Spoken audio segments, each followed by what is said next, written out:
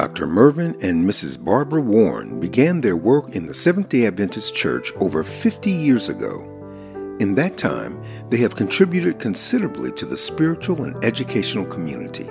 The Warrens have served the Oakwood University community for more than 50 years.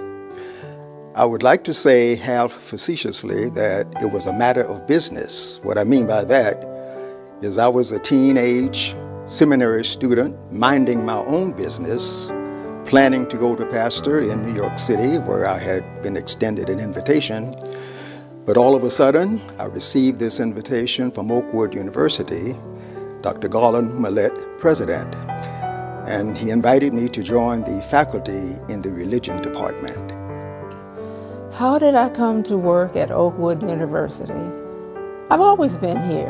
I grew up in this community. I went from the elementary grades through my second year in college, and then from that point on moved to the General Conference area with my father, who was in the General Conference at that time. But I was destined to come back. And that particular thing happened when I married. My husband joined the staff at Oakwood. Dr. Warren has served as a professor, chair, and dean of the School of Religion, and as the interim president of Oakwood University. Mrs. Warren has served as a professor. Both are committed to Christian education. Christian education is a grand enterprise of restoration, restoring the image of God in men, women, boys, and girls. It is my belief, as the Word of God teaches, that we are in the midst of a great controversy between God and Satan. Christian education is a small part, but a very significant part of this grand meta-narrative. It's forces of evil in conflict with forces of God, the God of the universe. Christian education assists in the process of restoring the character of God in the lives of men, women, boys, and girls. Well, we have a mandate. We are told in Isaiah 54, all of your children shall be taught of the Lord.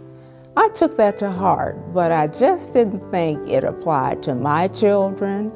I felt as though every student who came into my classroom needed to be subjected to that Christian influence. So I consistently had prayer, read Bible texts, and quoted from the Spirit of Prophecy in order to enhance their religious experience, because after all, we're training for eternity. As an author and scholar, Dr. Warren has contributed immensely to the scholarship at Oakwood University and on the American Civil Rights Movement. He is one of the leading scholars on Dr. Martin Luther King Jr. His book, King Came Preaching: The Pulpit Power of Dr. Martin Luther King Jr., is read all over the world. Dr. and Mrs. Warren's commitment to Oakwood University, Christian education, and the Seventh-day Adventist Church has had a marked impact in our community and throughout the world. Dr. Warren's contribution to Oakwood and the community has been just phenomenal. I mean, when I think over the years about all the different roles that he has played in administration, in the classroom, in the community, in the church, I mean, I could probably talk for a long time.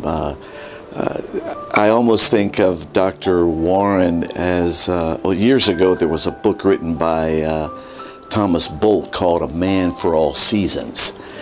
And in that book, Bolt was describing Sir Thomas More, the 16th century Chancellor of England. And he was a man that was such dutiful and conscientious to his responsibilities, to his job, and to the people. And I sort of see Dr. Warren as being that kind of person. I think the major thing that I see is the model of statesmanship and authority and administration that he has proven and shown throughout the years. So I'm just privileged to see him as a model leader, and his devotion to duty and to the people, I think, sort of sets him in a class by himself as being a person that we all admire and love so much. Dr. and Mrs. Warren's legacy will continue to influence and shape, as the late Dr. Martin Luther King Jr. says, the veins of history and civilization. I think it was Robert Browning who said, a man's reach should exceed his grasp, or what's a heaven for? Higher than the highest human thought can reach. I'd like to think that I have attempted to do the best available under the circumstances. I read somewhere as a teenager, never forgot it. If you do your best under the circumstances, the angels could not have done better. I would appreciate that kind of legacy. I could live with that.